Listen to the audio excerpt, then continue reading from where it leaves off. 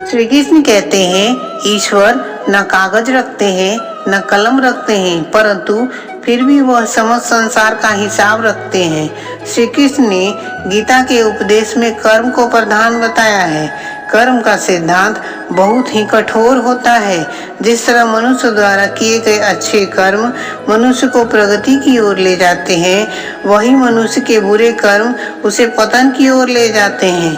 अगर हम बुरे कर्म को छिपाने के लिए झूठ का सहारा लेकर हम बच भी जाते हैं, परंतु ईश्वर के दरबार में कोई झूठ नहीं चलता है और ना ही किसी का पक्षधर चलता है।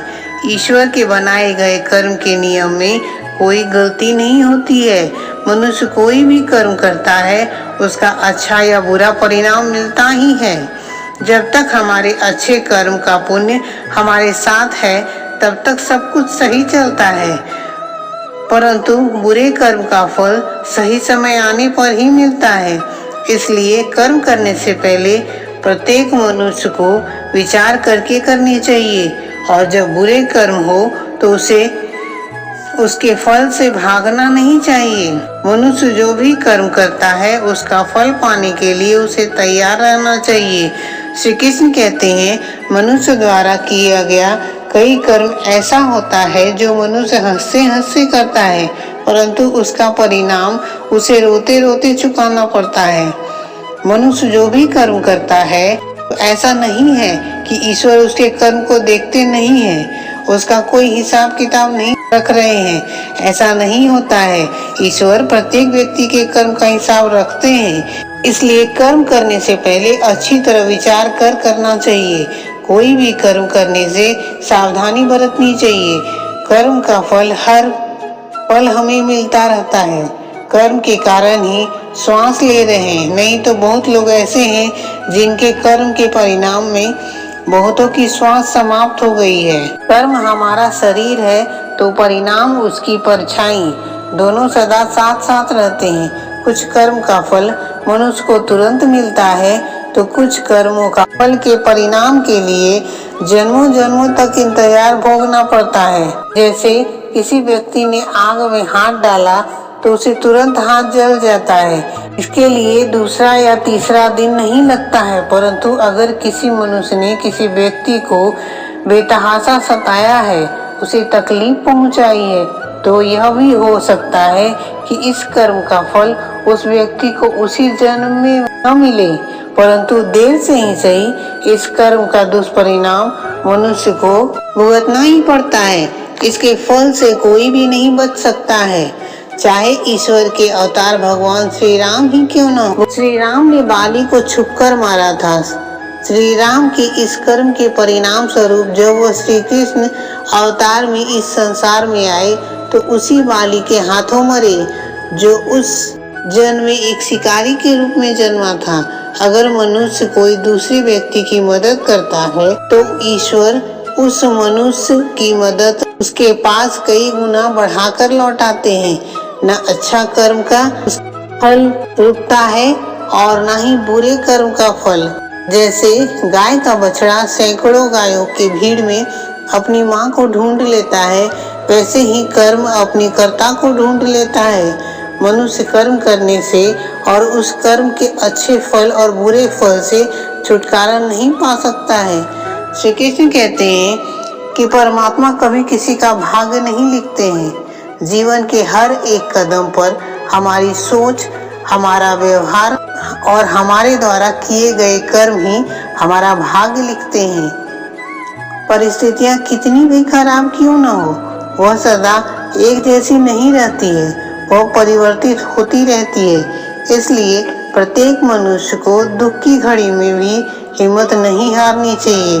कभी कभी विपरीत परिस्थितियां मनुष्य की वर्तमान स्थिति को अच्छा बनाने के लिए आती है। जो व्यक्ति आपके साथ सर्वदा खड़ा रहे, उसका साथ नहीं छोड़ना चाहिए। जो मनुष्य समय पर साथ छोड़ दे, उसे दोबारा फिर कभी भी मत देखो। श्री कृष्ण ने अर्जुन से कहा है कि जीवन में दो व्यक्ति जीवन को नई दिशा देते हैं। एक वह जो मौका देता है और दूसरा व्यक्ति वह जो धोखा देता है। श्री कृष्ण के गीता के अनुसार ईश्वर कभी भी किसी भी व्यक्ति के साथ नाइंसाफी नहीं करते हैं। वे मनुष्य को केवल वही देते हैं जिसके वह लायक होता है। श्री कृष्ण कहते हैं कि किसी भी व्यक्ति का चरित्र निर्माण उसके विचार करते हैं। अगर विचार स्वच्छ हैं तो चरित्र स्वतः ही सुंदर बनेगा। श्री कृष्ण अच्छे लोगों की सर्वदा परीक्षा लेते हैं, लेकिन हमेशा साथ रहते हैं। बुरे लोगों को श्री कृष्ण भले ही सब कुछ देते हैं, परंतु साथ कभी नहीं रहते हैं। सत्य वचन उस कड़वी औषधि की तरह होती है जो शुरू में कड़वी लगती है, परंतु झूठ के जड़ को काट कर फेंक देती है। जो मनुष्य श्री कृष्ण के हर फैसले पर विश्वास करता है, उसे यह दुनिया गिरा नहीं सकती है।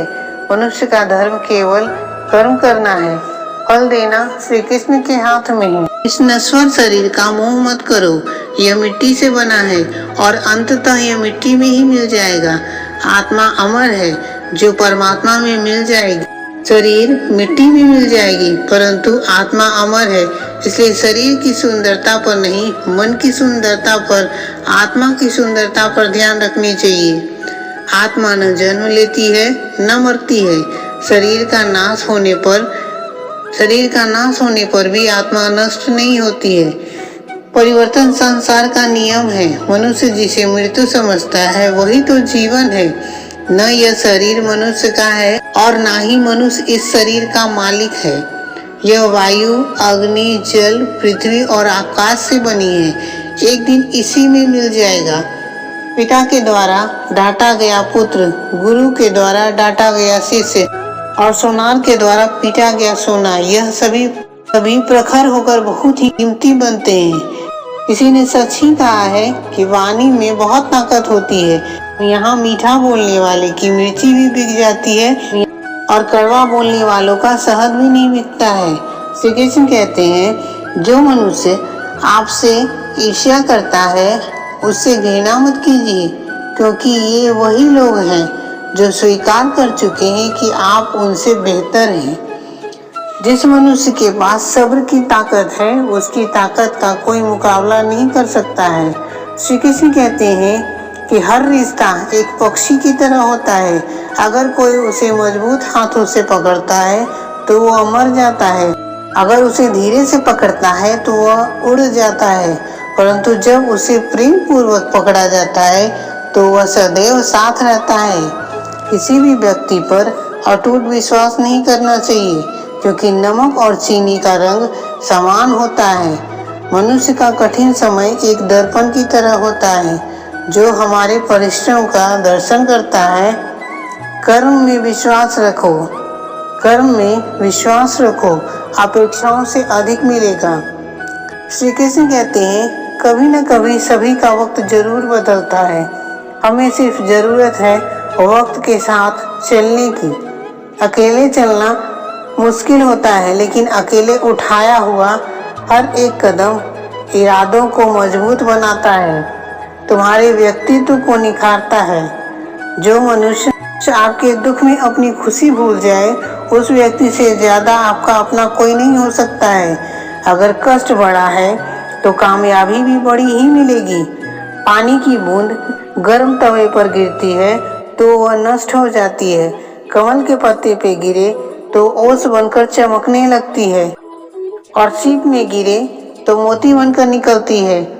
सिर्फ संगति का असर है, पानी की बूंद तो वही है, सिर्फ संगति का फर्क है। इसलिए अच्छे लोगों की संगति करनी चाहिए तो सभी मनुष्य मोती बनकर चमकेंगे। राधे राधे।